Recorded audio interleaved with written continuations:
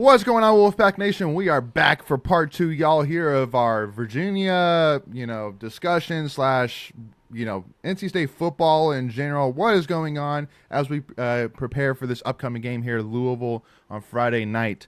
If you haven't already checked out part one, make sure to do that, as we have huge news about another giveaway we're giving, where we're giving another 2 tickets and another parking pass for the Louisville game here this Friday night, 7 p.m. All you have to do is enter, is make sure that that part one video gets at least 50 likes, so make sure to hit that like button, and then all you have to do is make sure you're subscribed to the channel, and we will pick one of our subscribers who comments in the part one video who their favorite all-time NC State football player is and why. We will pick that winner Thursday afternoon, so make sure to stay tuned Thursday afternoon and see if you won that amazing prize. But once again, y'all, we have Ryan Williams here once again from Inside Pack Sports here to kind of help us get through all of the mess here. So one of the things which I want to talk about here, we'll start with kind of a negative and move into the positive here. Where's Trent Penix? Has anybody seen Trent Penix? Like, this guy was supposedly going to be an all-ACC guy, as long as he can stay healthy. And as far as I know, he's been healthy. I mean, I've seen him in almost every single game. But, I mean, he's only gotten 7 targets so far this season. He's really not been involved much at all in the offense. I mean, Ryan, I'm sure. I mean, I could tell from your face you've got some thoughts on it. But, I mean, kind of help me, man. Like, like instead of where's Waldo, it's where's Penix. So. Yeah, we kind of mentioned in part one, talking about the offense, that we thought that Penix was going to be kind of that gadget player Right. for a nine. Mm-hmm. And I know going into the season, he had some health issues, so they kind of, worked him in slowly. So I don't know if it's a thing of where they're just trying to get him into a comfortable spot. But like you said, the biggest thing for him is just staying healthy. Uh, Yeah. I think it was against in the Notre Dame game, he got hit and looked shaky or banged up, or it may have been VMI.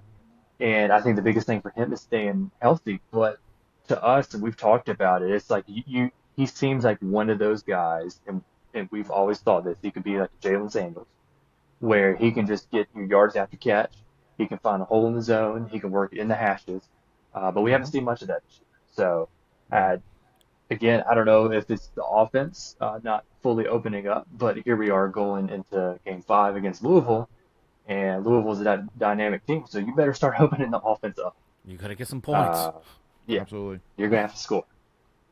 Yeah. Absolutely. Yeah. No. I mean, again, it's just kind of one of those things where, like, right now the focus of the instant offense is Brandon Armstrong and KC, and it's like we just need to just get a couple other guys, but then make them focal points. And obviously with Trent Penix, he's been here long enough, he's played enough football. You're you're going to get him involved one way or another. Like, like Terrell Timmons, you have the option if you wanted, like, maybe redshirt him or stuff like that. But with, Trent Penix, like, this is the year. Like, this is last year, it's all out. And he's that good enough of a player that if he can be healthy, he can be effective. And so that's just kind of one of my things. And I'll be interested to see if maybe now that we're entering kind of that meat of the AC schedule, do we kind of get to the point where it's like, hey, listen, it's your last year, man. We're going to roll it and see how it goes, man, and get you involved, find ways to get you the ball and get you try and get you to help us get some points on the board, man. Yeah, yeah, and looking back in the Notre Dame game, they got their tight ends involved a lot, and they Yeah. how do they get them involved? Run and play action, and I feel like we run hardly any, like we don't run play action. At least to me, it doesn't seem like we run any play action with a bootleg, naked bootleg, anything to get Armstrong out on the perimeter where he can use Yeah. his arm or he can use his leg. But that Right. is where Penix would be most effective is running play after the running back, and then he leaks out, showing as a blocker, then he's going to leak out. And he's done it this year. I think majority of his catches or all of his catches have come off of that, but we don't see it very much. And to me, I don't. Yeah. Again, I don't know. Maybe we just need to open up the offense, but they need to make plays there because But Yeah. he's a playmaker. but to that point, Ryan, like when you open up running those those boots and those play actions, that's kind of basic offense. I mean, that's nothing too crazy. So Yeah, to your point, if you're having problems with your offensive line, if there really is a problem, which I don't really think there is, but if you're not trusting your offensive line to that point, get your quarterback out of the pocket, roll it, right. and then he's got options, right? And then at that point, he can dump it, he can run it, he can throw it out of bounds, whatever it may be. But I'm with you. I like the RPO offense. I know it's the new offense, but I mean, I'm kind of an old school dude. Like, I like a good pro style offense, and I think it works. But I just don't know what you can do at this point. 4 or 5 games into the season, where I don't know how much new stuff you're going to install. You know what I mean? I Right. just don't know if there's time for that kind of thing in the middle of a season. Yeah, and that's the frustrating part is we said after the first game, this offense is vanilla. We're not going to show everything against UConn, and then we talked about it. We're like, hey, we're going into the fifth game here. It's like You are who you you don't, are. yeah, you don't have practices now like you did back in fall camp, Right. to instill this offense. It's almost like what you have now is what you have now. You'll have that one off play, but you're not going to have new sets that you're working in Right. to try to get them to work. Because you're not going to get the timing down. Yep. Yeah, Yep. absolutely. So now let's jump on over to the great stuff. And I know Ryan, I'm sure you probably didn't watch our live stream this past week, but during that live stream when we were talking about Casey, I kind of made a word fumble where I basically like asked the question like, is Casey a top 10 wide receiver of all time? And of course, Greg and Mick were like, what are you talking about? And what I obviously meant to say was, is the ceiling for Kevin Concepcion top 10 Yes. in-state wide receiver of all Yes. time? Yes, yes, Yeah. yes. No, I mean, like I'm telling you right now, like I have not seen a true freshman as impressive as KC in a long time, and I'm talking even it has to be before the O'Brien years since I've seen a true freshman this impressive. Like Owen Spencer kind of peaks, in my head, but he still wasn't to the level and I didn't even watch like the early Philip Rivers years, but like Greg, I mean like Jericho Cotry maybe Is this another like, old joke again? Is this what we're doing? no, I mean I haven't watched a lot, so I mean I don't know, but I mean Yeah, like I mean, when you're thinking all-time greats, I mean, obviously Jericho jumps in. Torrey had a great first year. I think he was all freshman team, if memory serves me correctly. All-American, yeah. Yeah. So it's been a while. I mean, I'll definitely give you that. T.J. Graham kind of comes to mind, but I just don't remember like. I think I Brian remember Got to this Underwood had a level, good yeah. year. Yeah, I remember Owen Spencer was very inconsistent his first year or so.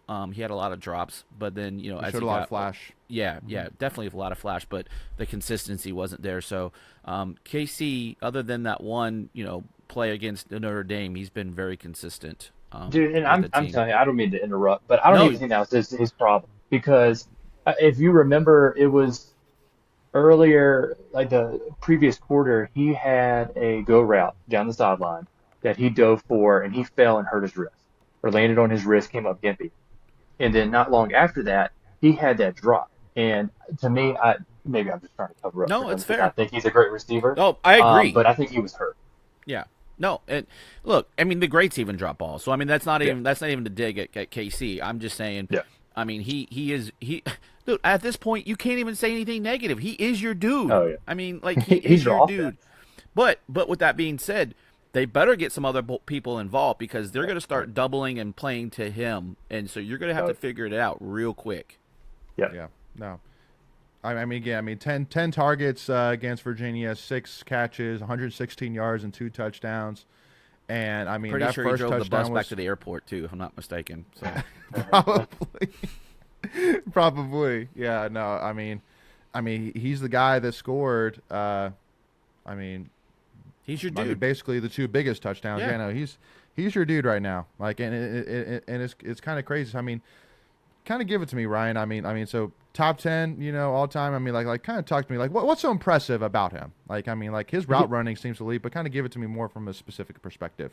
Yeah, I mean, he's for one, he's always open, and I feel like that's what we've really lost or have missed the last 2 3 years, or really since Jacoby Myers, where we have Emezi and Harmon just making miraculous catches, but we never had a guy like that could get separation anytime he wanted. Like I'm convinced that he could get open on almost any single play, because his Hmm. footwork is just so good. And he just naturally gifted. And I remember talking to you at the Murphy, and we talked to KC. And I'm like, this dude's a baller. I was like, every time that I saw him in high school, like he was unguardable. And all through fall camp, we heard the same thing that no one on the defense could guard him. And now you're seeing it in real game. And it's like if you were Yeah, to have a camera that just focuses on him, there like a defender cannot stay with him. And yeah, he's playing in the slot, so it's even harder because a nickel guy isn't a true cover guy.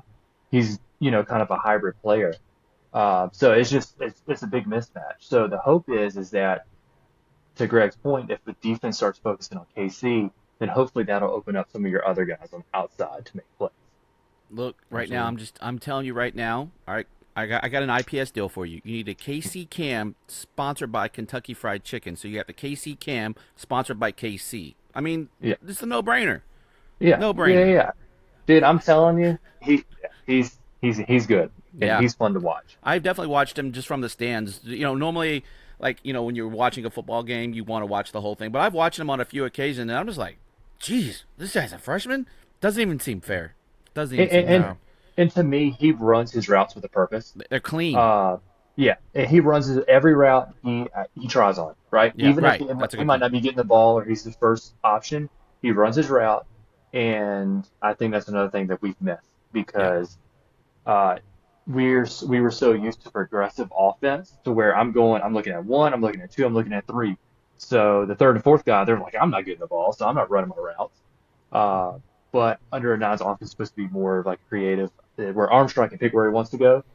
And I feel like KC just every route he just makes it purpose to He assumes that actually he's getting the stop. ball. Yeah. Yeah, yeah, Or I he's gonna love do it. everything he can to get the ball, right? So right. if he does his job, then he gives himself a chance. Right. Right. Yeah. Absolutely. Well, and I remember Ryan. Another thing which we had discussed too, and I've said this before on live streams and maybe even episodes before about how you were telling me about how you've been to all the North Carolina whatever high school showcases or whatever, and like there was one that you went to where it was KC and Noah Rogers and all the big wide Mhm. receivers there. And you, it's like so I was talking about how like Noah Rogers, was this big get, ended up being a 5-star, wide receiver guy. I was like, losing him to Ohio State hurt, and you would tell me, you were like, I'm telling you right now, like KC was the guy that stood out to me, Yeah. even above Noah Rogers and everybody else. And I was like, Yeah, okay, yeah, because I remember at the camps is like you had Noah Rogers, like he was an athlete. I mean, he could go and get balls over high school guys, and they were all contested catches. But KC, like he catch the ball, and I'll be damned if there's anyone within 5, 10 yards of him. Like you can do that at any level. If you're open, you can catch the ball at any level. Once you get Right. to college, there's going to be more athletes that can jump and contest with you. But if you're open, you're open. Like it is just up to you and your hands to catch the ball.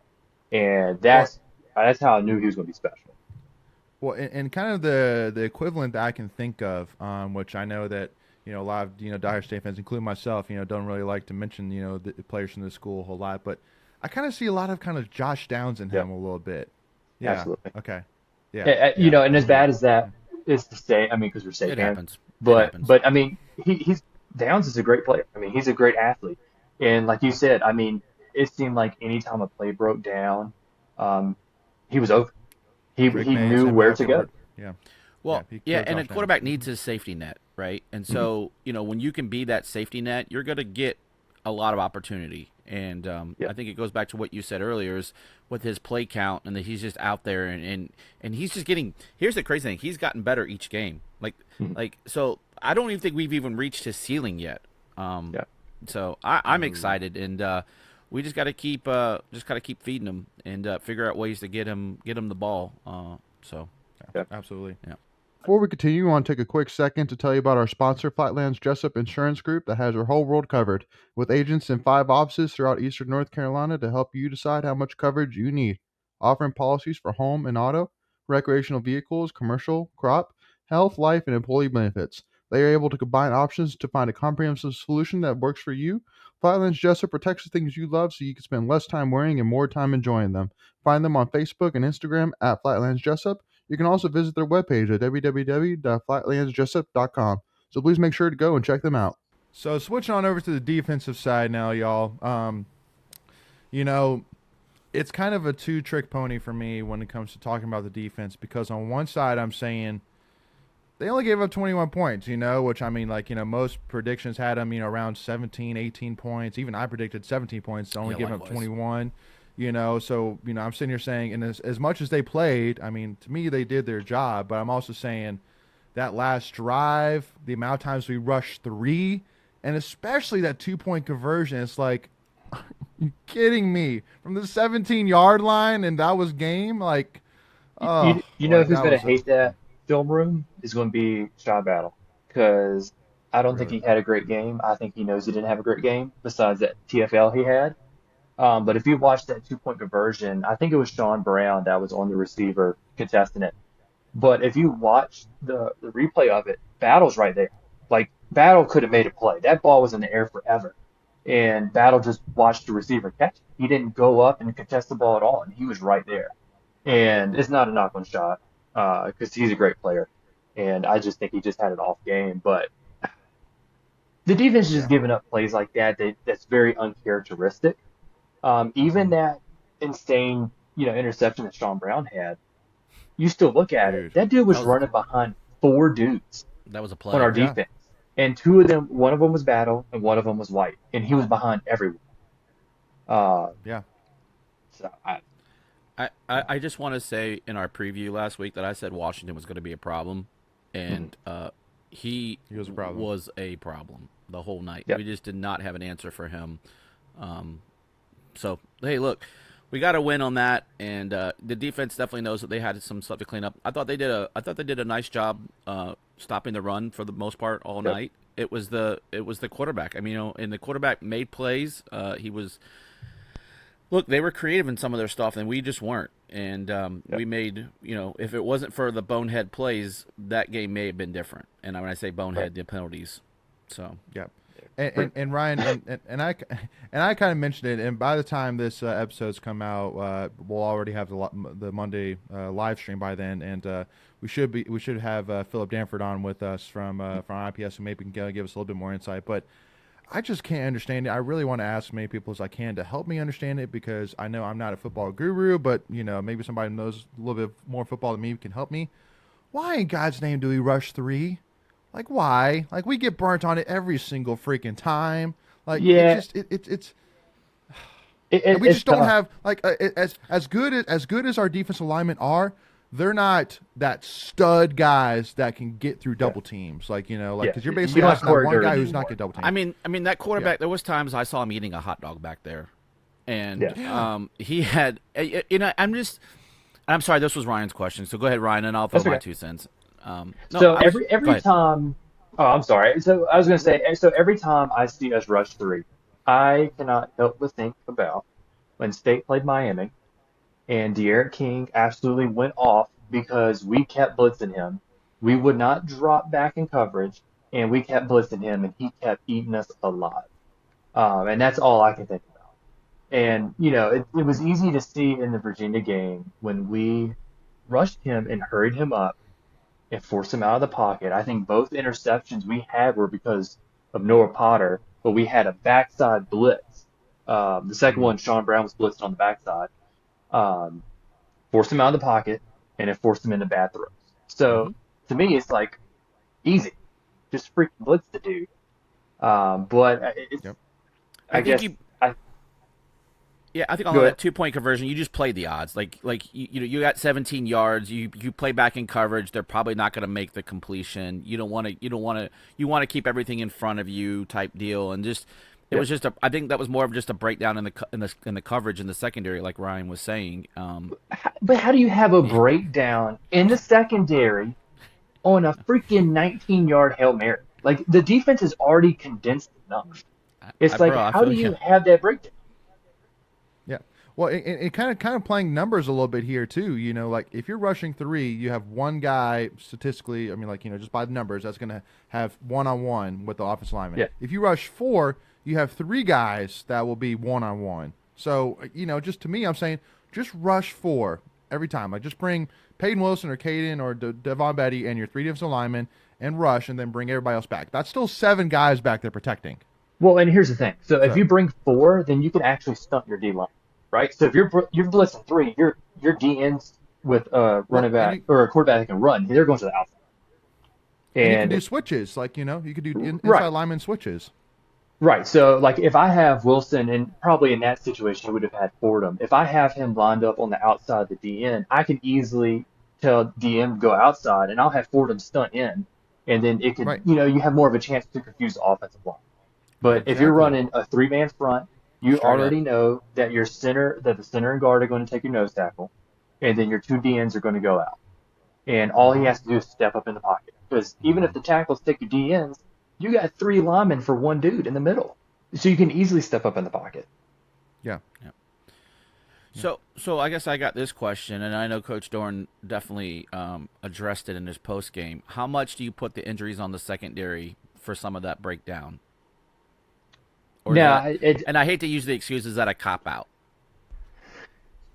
yeah, I think it definitely hurt.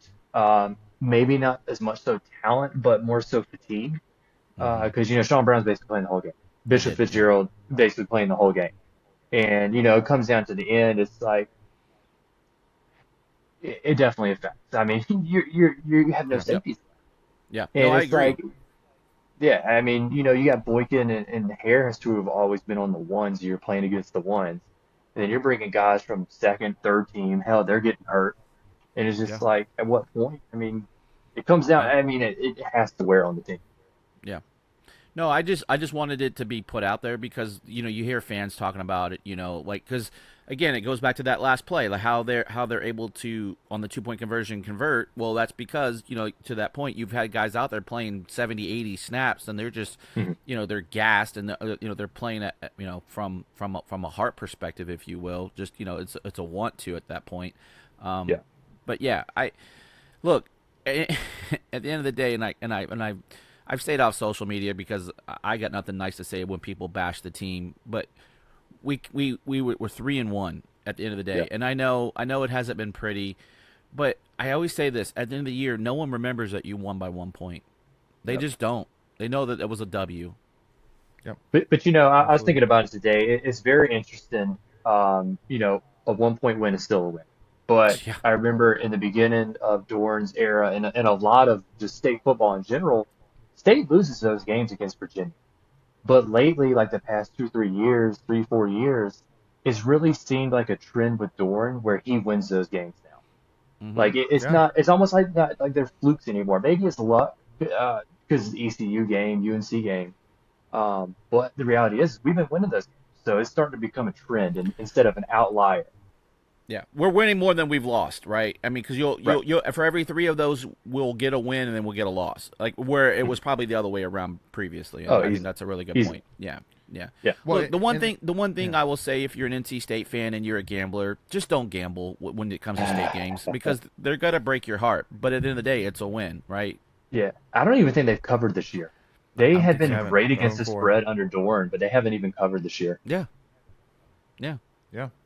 Well, So and just to kind of add to it too, like the thing which people were comparing this Virginia game to ECU. I'm like, no, no, no. ECU, we asked them to take it, and they just couldn't take advantage of it. Virginia, at the end of the day, the game ended because we made the plays that we needed to in order to win the game. Like at the end of the day, I can't remember who caught the kickoff return, but he had a great return Oh, it's and Julian, right? got it. he was great again. Julian. Yeah, So he's got us been to the crushing it. midfield.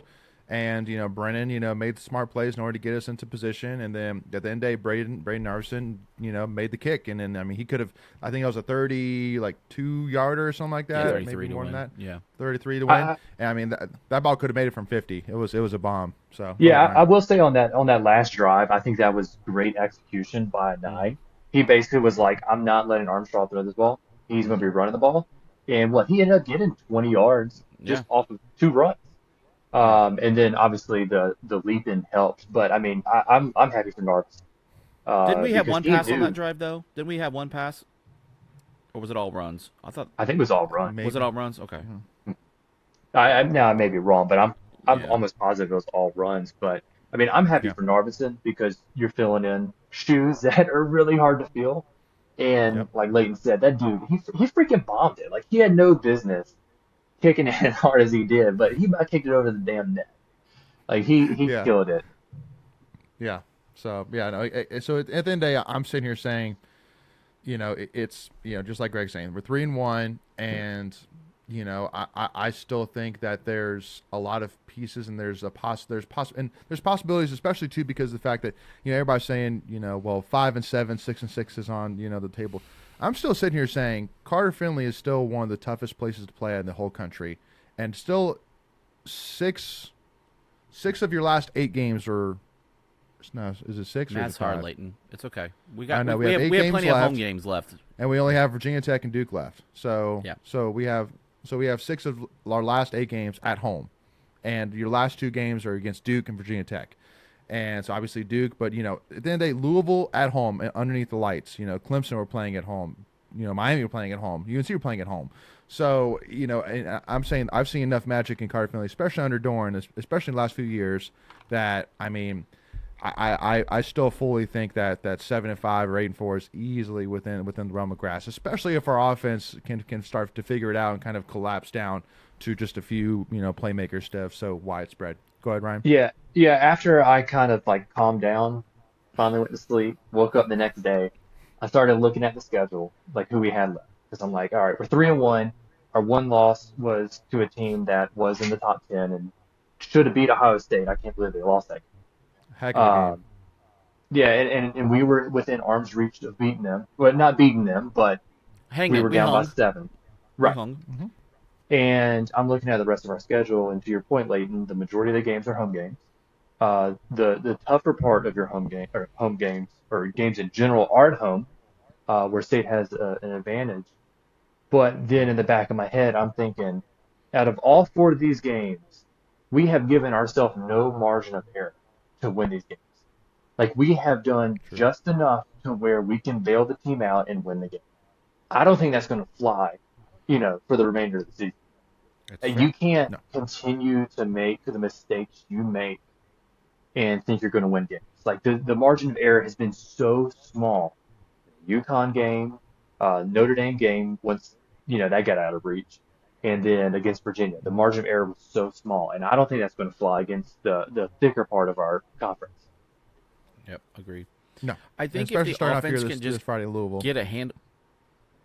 Yeah. Mhm. I just think if the offense can just get a handle and sustain drives and just keep your defense off the field, because if you look at the UVA game, they had almost a 2-to-1 time possession ratio. And to your point earlier on that last drive, those guys are just gassed, especially when you're down to your second and third string guys. And so, Yeah. in order for you to be able to win games and not have that razor thin margin, the offense is going to have to put up points. And it starts this week against Louisville.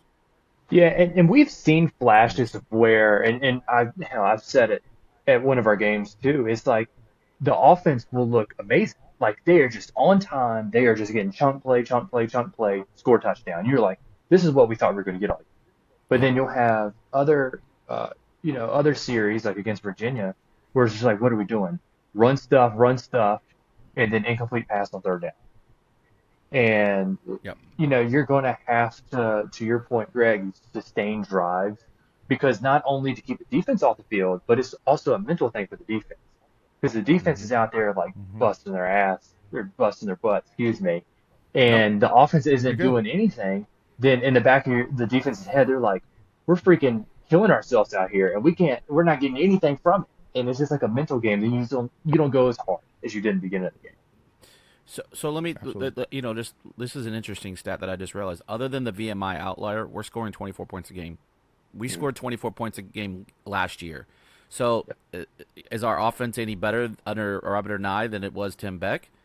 At the end of the day, 24 points is 24 points. I don't care. It doesn't matter how you get to 24.